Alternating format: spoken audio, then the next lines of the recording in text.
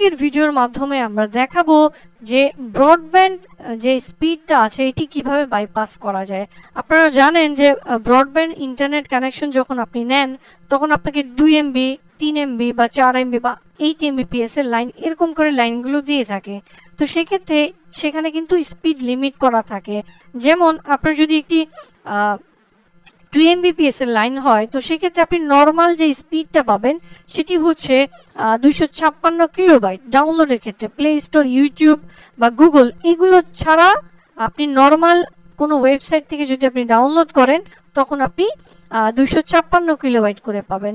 আপনার যদি 1 MB line হয় তো সেক্ষেত্রে আপনি নর্মাল যে ওয়েবসাইটগুলো আছে এখান থেকে 128 কিলোবাইট করে পাবেন। এরকম 128 কিলোবাইট দিয়ে আপনি যদি 8 Mbps এর লাইন নেন তাহলে 128 গুণ আপনি 8 দিয়ে দিবেন, তাহলে কিন্তু আপনি কেবিপিএসটা পেয়ে যাবেন, কত করে আপনি স্পিডটা পাচ্ছেন। তো এই স্পিডটাকে কিভাবে আপনার বাইপাস করা যায় সেটা আমি আপনাদের দেখাচ্ছি। আমার মোটামুটি 3 Mbps এর লাইন, 3 বা 4 ধরতে পারেন, এর মাঝামাঝি আমার লাইন। তো আমি আপনাদের দেখাচ্ছি যে আমি আমার এখানে একটা ফাইল ডাউনলোড করছিলাম, আমার ফোনের জন্য রমটা আমি ডাউনলোড করছিলাম। তো আমি এটাকে রিজিউম করলাম ডাউনলোডটা। তো এইখানে আমার স্পিডটা, ট্র্যাডিশনাল যে স্পিডটা আমার দেখতে পাচ্ছেন এখানে 400 কিলোবাইটের উপরে আর যাচ্ছে না। তার মানে হচ্ছে আমার এটা 3 Mbps এর লাইন। আপনারা দেখতে পাচ্ছেন 3 Mbps এর লাইন, 300-র মধ্যেই কিন্তু আমার স্পিডটা থাকছে, 300 kbps। তো এটাকে আমি কিভাবে বাইপাস করতে পারি? তো বাইপাস করার জন্য আমাদের প্রয়োজন পড়বে প্রক্সি সার্ভারের। তো এই প্রক্সি সার্ভার যখন আমরা ইউজ করব তখন কিন্তু যারা মূলত ব্রডব্যান্ড কোম্পানি আছে তারা মূলত আমাদের যে আইপি আছে বা ওই আইপির মাধ্যমে আমাদের ট্র্যাক করে থাকে স্পিডটা। তো যখন আমরা আমাদের প্রক্সিটা ব্যবহার করে থাকি তখন কিন্তু তারা এই ইটা ধরতে পারে না, এই প্রক্সি লিমিটটা কিন্তু ধরতে পারে না, যার ফলে আমরা কিন্তু এখানে লাইনের মধ্যে যতটুকু স্পিড আছে আমরা ততটুকু স্পিড কিন্তু পাই। তো এটা কিভাবে বাইপাস করবেন? বাইপাস করার জন্য আমরা এখন দেখতে পাচ্ছেন স্পিড এত করে দিচ্ছি। আমরা ভিডিওটা এটা পজ করলাম। তো পজ করে আমরা যে কাজটি করব, গুগল ব্রাউজারে চলে যাব। ব্রাউজারে গিয়ে গুগলে আমরা লিখব বিডি প্রক্সি সার্ভার। এখানে অসংখ্য ওয়েবসাইট আছে, যে কোনো ওয়েবসাইট আপনি ব্যবহার করতে পারেন। তো আমি এই প্রথম যে ওয়েবসাইটটা আছে প্রক্সিনোভা, এটা ব্যবহার করছি। তো এইখানে অনেক আইপি অ্যাড্রেস গুলো দেওয়া আছে। তো এইখান থেকে আপনার যে আইপি অ্যাড্রেস গুলো আছে এগুলো আপনি কিন্তু ব্যবহার করে দেখতে পারেন আপনার ক্ষেত্রে কোনটা প্রযোজ্য। আমি আপনাকে দেখাইলাম যে এই প্রক্সিটা কিন্তু আপনার এখন কাজ করলো আবার 10 মিনিট পরে নাও কাজ করতে পারে, বা 1 ঘন্টা বা 2 দিন 3 দিন পরে নাও কাজ করতে পারে। তো সেক্ষেত্রে অবশ্যই ওয়েবসাইট থেকে আপডেট যে প্রক্সি গুলো আছে দেখবেন এখানে 1 আওয়ার 2 আওয়ার এরকম লেখা আছে যে এত ঘন্টা আগে প্রক্সিটা চেক করা হয়েছে, প্রক্সিটা এখনো কাজ করে। তো এরকম প্রক্সি গুলো আপনার নিতে হবে। তো এখানে দেখতে পাচ্ছেন যে কোনো প্রক্সি আপনি যে কাজটি করবেন, একটা ডাউনলোডে দিয়ে একটা বড় ফাইল ডাউনলোডে দিবেন, দেওয়ার পরে আপনি ফাইলটা পজ করে রাখবেন। পজ করার পরে প্রতিটা আইপি এবং পোর্ট দিয়ে চেক করবেন যে কোনটা আপনার ক্ষেত্রে কাজ করছে। আর অবশ্যই আপনার চেষ্টা করবেন যে রাত 12টার পরে কাজ করার জন্য, কেননা রাত 12টার পরে যদি আপনি কাজ করেন লাইনের সমস্ত স্পিডটাই কিন্তু আপনি পাবেন। কিন্তু দিনের বেলায় কাজ করলে অনেক সময় কাজটা হয় না, কারণ সবাই একসাথে ব্যবহার করলে আপনার যে ব্রডব্যান্ড লাইন আছে সেখানে স্পিড থাকে না, তাহলে আপনি পাবেন কিভাবে?